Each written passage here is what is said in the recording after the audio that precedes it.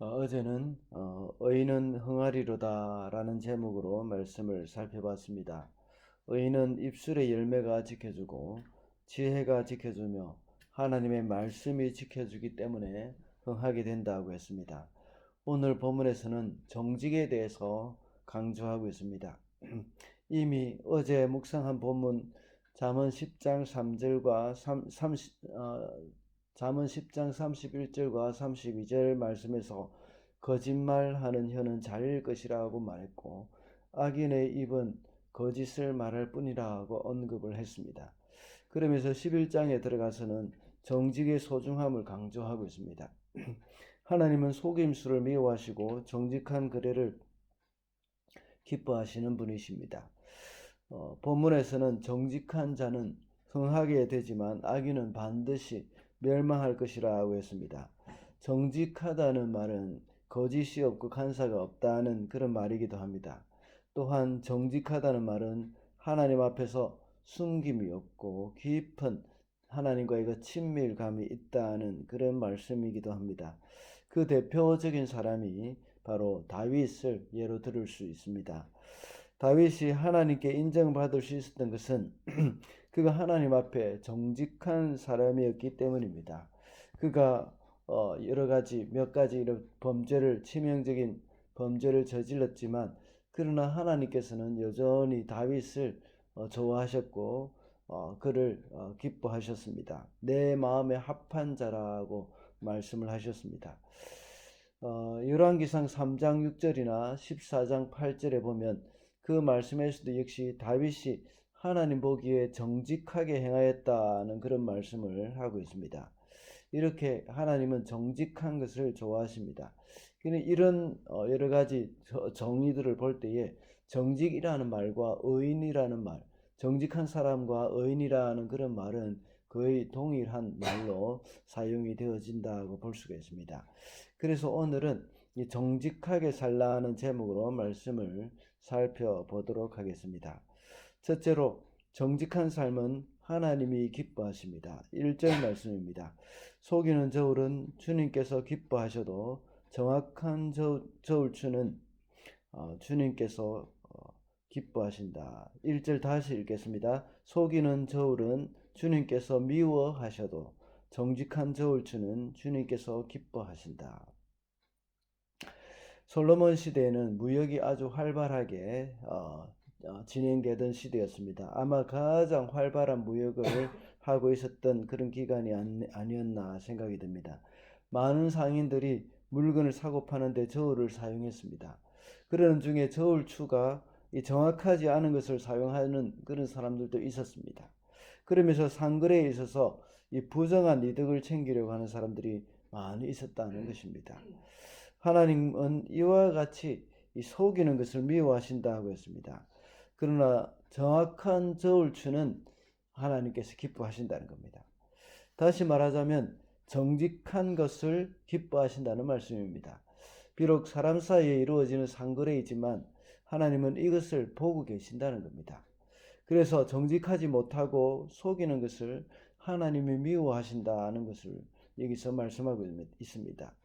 아무리 인간적인 수법으로 저울추를 속여서 부당하게 이득을 챙긴다고 하더라도 하나님이 그것을 보고 계시고 그것을 미워하신다면 사업에 성공할 수가 없습니다.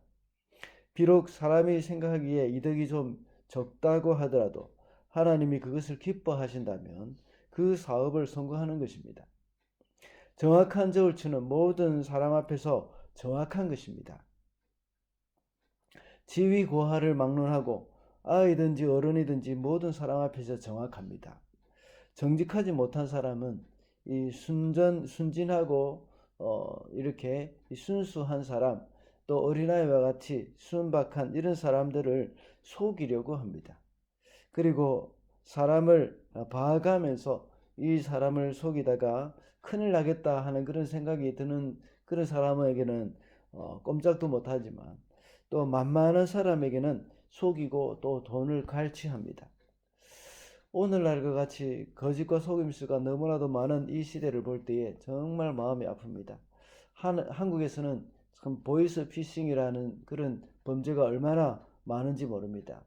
특별히 이 자식을 사랑하는 부모의 마음을 이용해서 자식이 어려움을 당했다고 속이고 전화로 속이고 빨리 입금하라고 하면서 이 돈을 갈취하는 그런 경우도 얼마나 많이 있습니까? 하나님께서는 특히 이러한 것들을 얼마나 싫어하신다는 것을 오늘 본문에서 알 수가 있습니다. 사회에서 정확한 저울추라고 할 때 우리가 생각할 수 있는 것은 부정하게 돈을 모으는 것이라고 할 수 있습니다. 이, 어, 정확한 저울추라고 할 때에 우리가 부정하게 돈을 모으는 것이 아니라 또 성실하게 일을 해서 수입을 창출하는 것이라고 할 수 있습니다. 그리스도인은 부정한 방법으로 돈을 벌거나 불로소득에 관심을 가지기보다는 정당하게 경제생활을 하는 것을 하나님이 기뻐하십니다.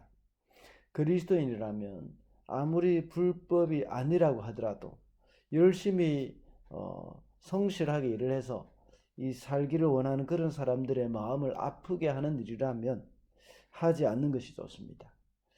이것이 바로 정확한 저울추를 기뻐하시는 하나님의 백성, 그들의 삶이라고 볼 수가 있습니다.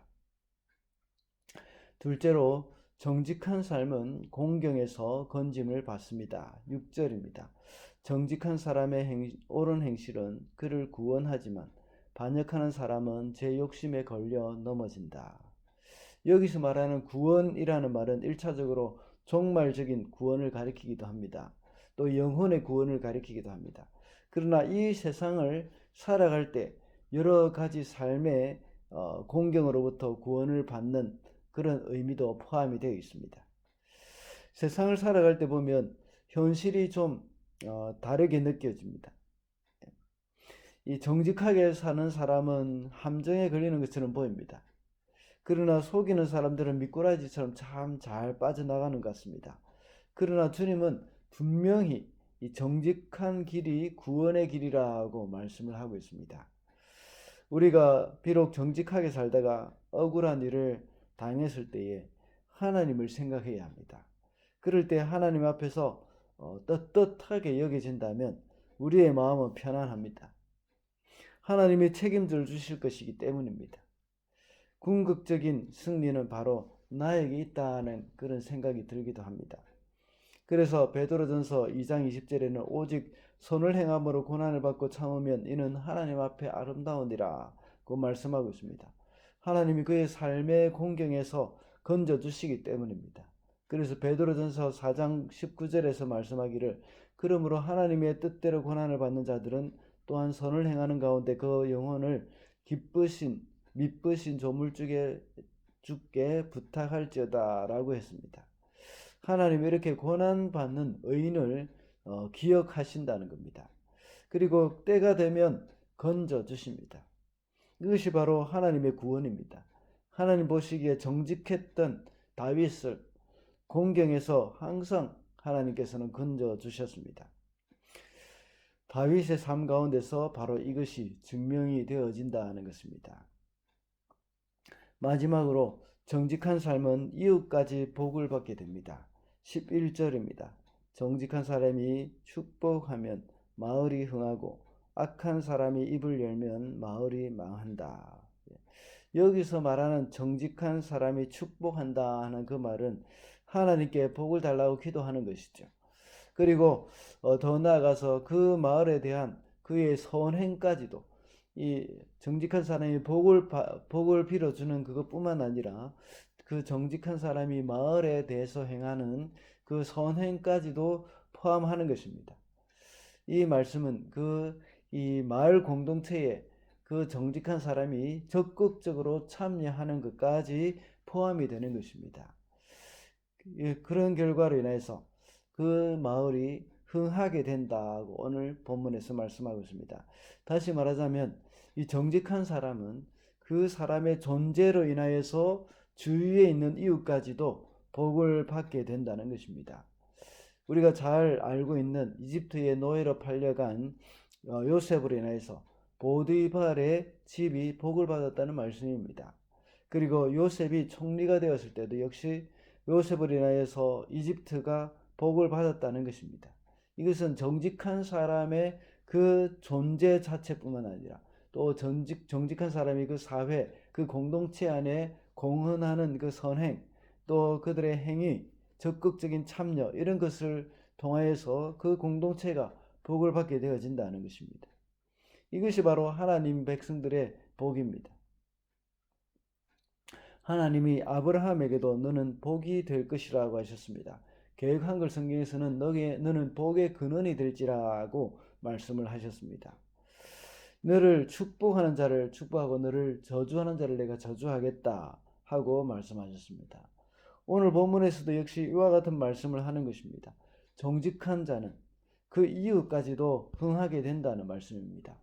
우리 그리스도인은 이와 같이 정직히 행하는 자가 되어야 합니다.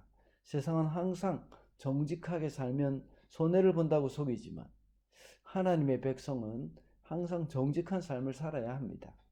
그래서 우리의 가정이 우리로 인하여서 복이 되어야 하고 또 우리가 있는 이웃과 우리의 마을이 우리로 인하여서 흥해야 합니다. 그러기 위해서는 우리가 타협하지 않고 정직한 삶을 살아야 합니다.